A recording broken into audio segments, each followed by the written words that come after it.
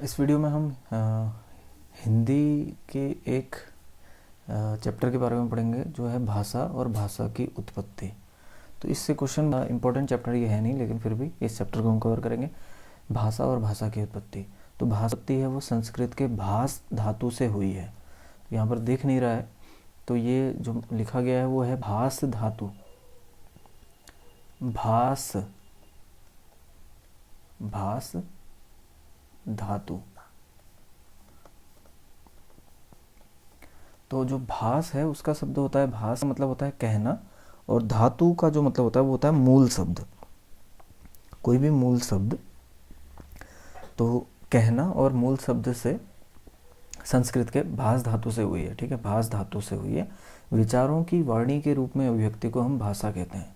जो भी विचार आते हैं मन में, उनको वाणी के रूप में अभिव्यक्त करने को ही भाषा बोला जाता है। जिसके जरिए विचारों को अभिव्यक्त किया जाता है उसको भाषा कहते हैं। जो वाणी वर्गों में व्यक्त हो उसे भाषा कहते हैं, ऐसा पतंजलि ने कहा है। जो वाणी, तो ऐसा क्वेश्चन एग्जाम में आ सकता है कि जो वाणी वर्णों में व्यक्त हो उसे भाषा कहते हैं, ये किसका वचन है? तो ये जो है महर्षि पतंजलि ने ऐसा बोला था, जो वाणी वर्णों के रूप में व्यक्त हो उसे भाषा कहते हैं। इसके बाद जो भाषा के जो रूप हैं वो मुख्यतः दो रूप हैं, मौखिक और लिखित। मुख्यतः दो रूप होते हैं, मौखिक और लिखित। और अगर भाषा के कितने रूप होते हैं, सीधा क्वेश्चन हो तो भाषा के वैसे 3 रूप होते हैं, मौखिक, लिखित और सांकेतिक। मुख्यतः लेकिन 2 ही होते हैं, मौखिक और लिखित। भाषा यहाँ पर दिख नहीं रहा है, 1 मिनट में इसको चेक करता हूँ। भाषा संसार का नादमय चित्र है। भाषा संसार का नादमय चित्र है, और इससे आगे वाक्य है। तो ये जो है सुमित्रा नंदन बोला था। क्वेश्चन आ सकता है अगर इतना भी दिख जाए कि भाषा संसार का नादमय चित्र है और इससे आगे कुछ भी लिखा हो, तो वो किसने कहा? तो सुमित्रा नंदन पंत ने इसको बोला था। आगे बढ़ते हैं तो भाषा की उत्पत्ति के सिद्धांत और प्रवर्तक के बारे में जानते हैं। तो भाषा की उत्पत्ति कैसे हुई? उत्पत्ति मतलब ओरिजिन अगर हम बोलें, ठीक है। तो भाषा आई कैसे? एक जंगली जानवर है, तो हम अगर जंगली जानवर को देखें तो वो उसने बोलना कैसे शुरू करा होगा? कहते हैं कि इंसान की उत्पत्ति बंदरों से हुई है, तो बंदरों ने वैसे बोलना कैसे शुरू हुआ होगा आदि मानव में? तो सबसे पहला जो सिद्धांत है वो है दिव्योत्पत्ति का सिद्धांत, जो प्राचीन धर्म ग्रंथ में है। तो ये सिंपल सा है, खाली हाइपोथेटिकल है। सोचा गया है कि शिव जी ने डमरू बजाया होगा, तो उसके जो डम डम की आवाज़ है उससे संस्कृत का जन्म हुआ है, इस टाइप का। तो दिव्योत्पत्ति ये कोई इंपॉर्टेंट नहीं है और हाइपोथेटिकल है पूरी तरीके से। उसके बाद फिर है संकेत। ये संकेत जो है इसको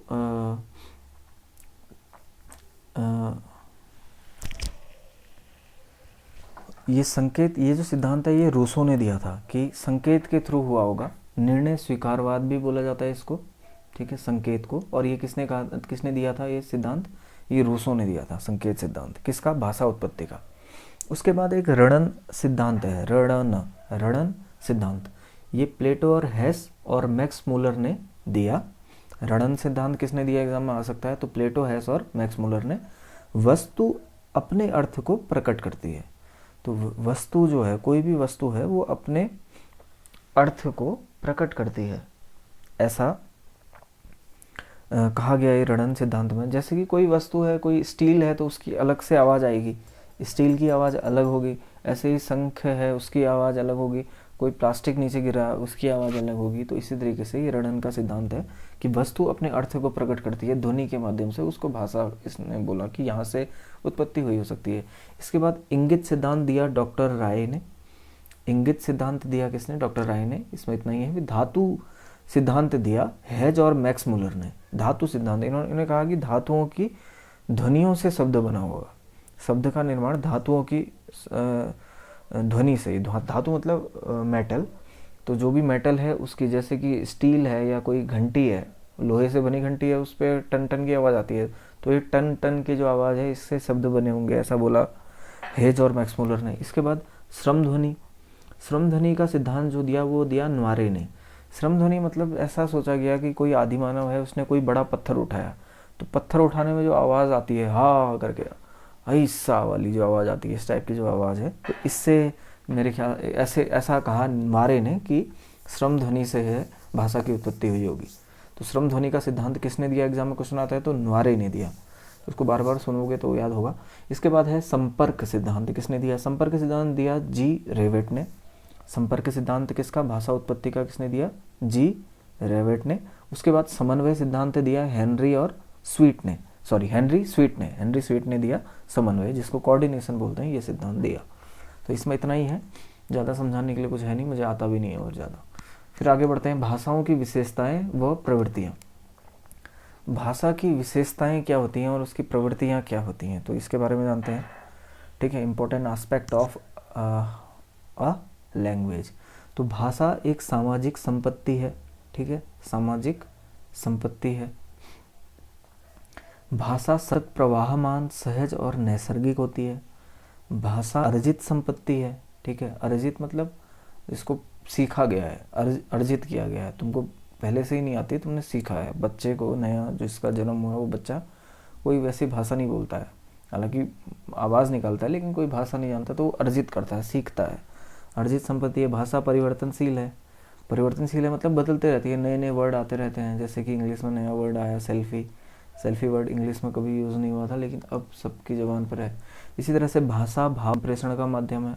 भाव संप्रेषण, ये तो सिंपल है कि मतलब भाव, जो भी हमारे विचार भाव होंगे उनको हम प्रेषित करेंगे दूसरे को, तो उसका माध्यम क्या है, भाषा है। इसके बाद प्रत्येक भाषा की संरचना पृथक होती है, ये भी इम्पोर्टेंट एस्पेक्ट है। हर लैंग्वेज की जो संरचना होती है, जो उसका स्ट्रक्चर होता है वो डिफरेंट होता है। भाषा अनुकरण से सीखी जाती है। अनुकरण मतलब फॉलो करना, यानी कि अनुकरण करना, बार बार उसको रिवाइज करना, तो सीखी जाती है भाषा। उसके बाद भाषा परंपरागत वस्तु है और भाषा जटिलता से सरलता की ओर तथा संयोगात्मकता से वियोगात्मकता की तरफ उन्मुख होती है। जटिलता से सरलता की ओर, संयोगात्मकता से वियोगात्मकता की ओर उन्मुख होती है। तो इनमें से जितने भी ये पॉइंट हैं इनको रिवाइज करना इम्पोर्टेंट है, क्योंकि इनमें से कुछ आ सकता है कि डैश करके दे दिया, भाषा डैश संपत्ति है, नीचे ऑप्शन आएंगे डैश ब्ला ब्ला ब्ला जितने भी आए, एक में अर्जित लिखा होगा, तो भाषा एक अर्जित संपत्ति है, अगर दिमाग में रह गया तो टिक हो जाएगा, वहाँ पर 1 नंबर मिल जाएगा। तो ये सारे के सारे जितने भी हैं वो फिल इन द ब्लैंक्स के लिए इंपॉर्टेंट है। इसके बाद भाषा विकास के चरण। भाषा विकास के चरण जो होते हैं, यानी कि किस तरीके से भाषा का विकास हुआ होगा। एक आदि मानव से सोचा जाए, जैसे कि वनमानुष है, उससे सोचा जाए कि कैसे, क्योंकि कहते हैं कि इंसान बंदरों से ही आगे जो है उसका एवोल्यूशन हुआ है, तो कैसे वो बोलना शुरू किया होगा। तो भाषा का विकास 4 चरण होते हैं, जो इसको हम बना सकते हैं आवलिया से। आवलिया मतलब आंगिक, वाचिक, लिख और यांत्रिक।